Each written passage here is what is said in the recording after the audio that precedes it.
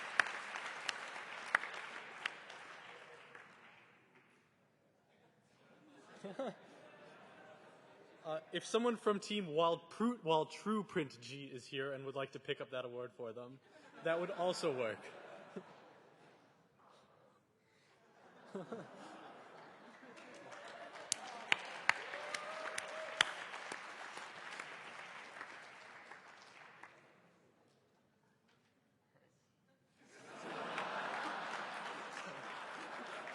Sorry about that. And I'm also sorry that we couldn't give an award for most G's in a team name. The next team for best formation used a very interesting channeler attack strategy, and that was Team 185, Team PBE.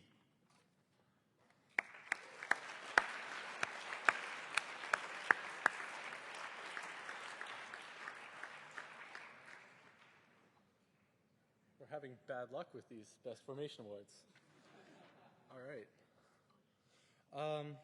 Okay, so our next award is a very special award. See, a while ago in Battlecode, message warfare was something that you could do, and you could tamper with other people's messages and change things around, and then they'd explode in a wave of death, and you'd say, ha, ha, ha.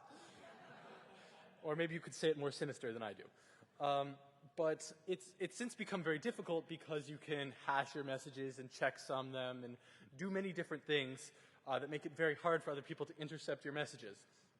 However, there was one team that has a history of doing very well but not quite making the final tournament that always has something very interesting for us to see.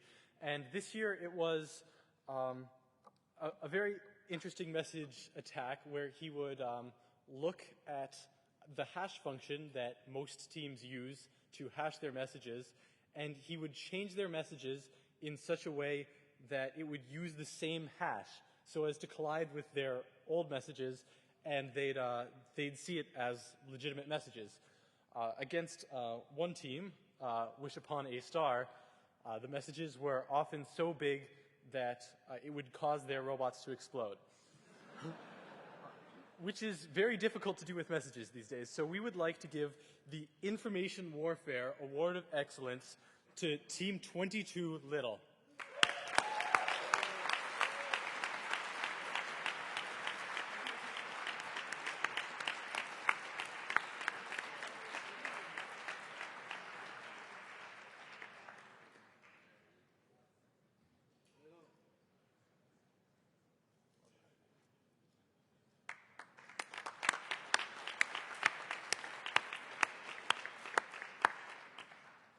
So now we're going to move on to strategy reports. So many teams write strategy reports to tell us about their code. And we're going to be giving away 4 prizes. The first one will be for most entertaining.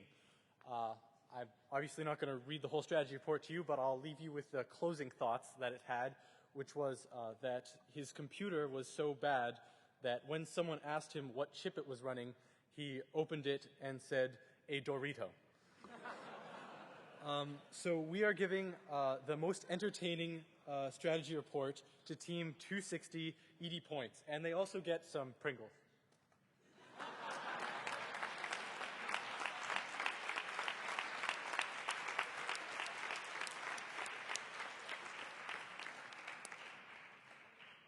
Hopefully this will be an upgrade.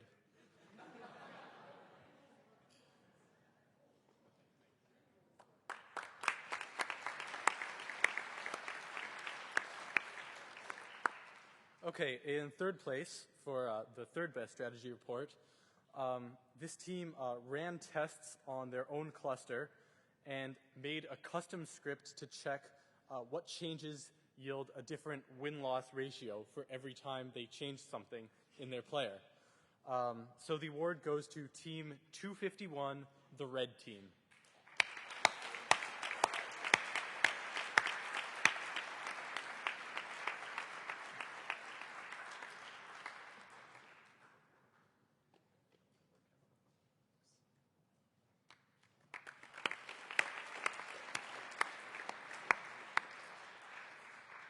The second place team not only made their own maps, which many teams do, which can be risky because they may not be similar to maps we make, but they decided to take it one step further and make their own scrim server so that they wouldn't have to show their strategies to other people, and then they would make several players and scrimmage them all against each other to see how they did.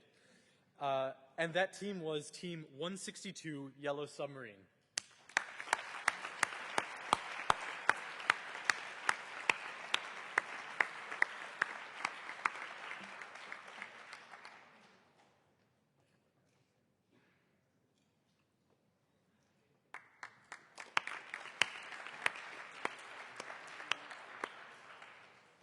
And the first place strategy report. So most of these have been interesting things that they told us in their strategy report, less so than the actual report content itself. But there was one team that went above and beyond many things. In fact, above and beyond the memory limit that we have for uploading strategy reports to our website. We don't recommend doing this in the future. But they did manage to get their strategy report to us in time, and it was excellent. It was from a top team explaining how to win Battlecode, and it gave such pro tips as this isn't StarCraft, and included screenshots from games as well as match commentary. So the best strategy report goes to Team 93, Gotta Go Ice Skating Lessons.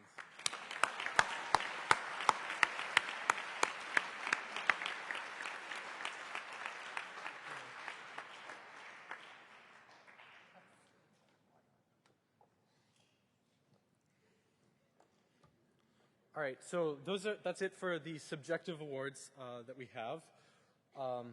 I guess we'd like to recognize, can you switch to this projector? We would like to recognize the teams 9 through 16 that we can't have them all come up and get awards right now, but they can come up afterwards, who did very well. So these are the teams ranked 9th through 16th, and let's get a round of applause for all these teams.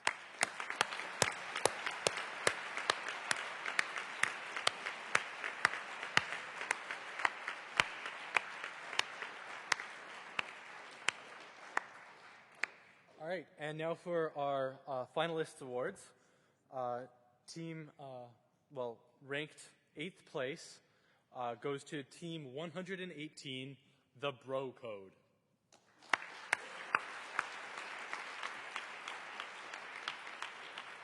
This is for $1,000.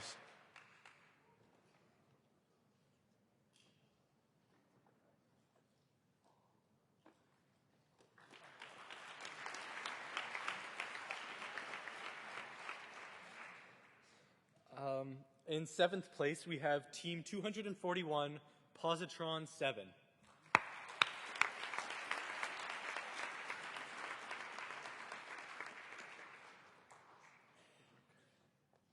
Also $1,000.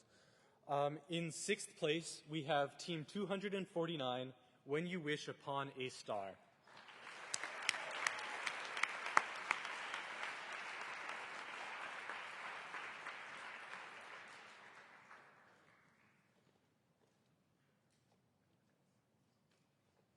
In 5th place, we have Team 9, My Other Language is English.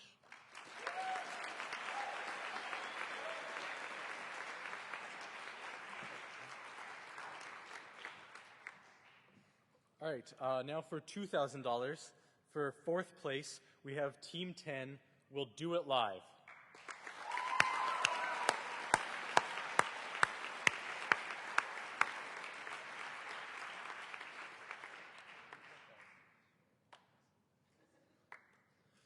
In 3rd place, Team 70, Jit in My Pants.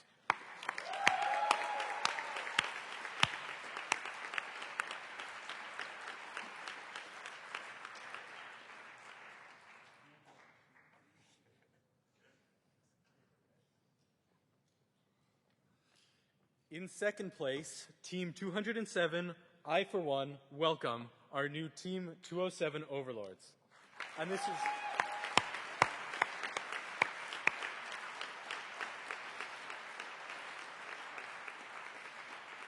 And this is for $4,000.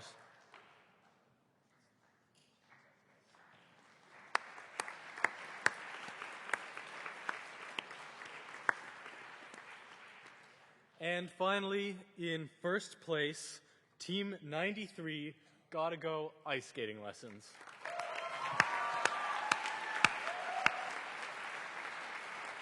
For $5,000.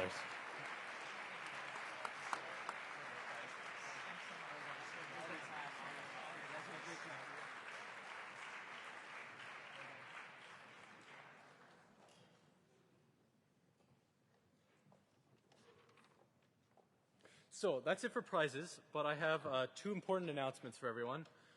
For anyone who won prizes, please come up on stage after we finish, because we'll have lots of other things to give you. For everyone else, we will also have a ton of things to give you. We have a ton of t-shirts outside. You can have a good-looking t-shirt, just like me. They'll be outside, and they'll be organized by size, and we have plenty, so there's no need to rush. For people who won prizes, we'll have some here for you. Finally, this is just the MIT tournament, and I said we have more than 500 contestants, but we have more than 1,000 contestants participating in the open tournament, where people outside of MIT can participate. So we're very excited to see how these top teams will do when exposed to the outside world in early April. We're sure it will lead to eternal glory. Congratulations to all the contestants, and thank you all for coming. Thank you very much.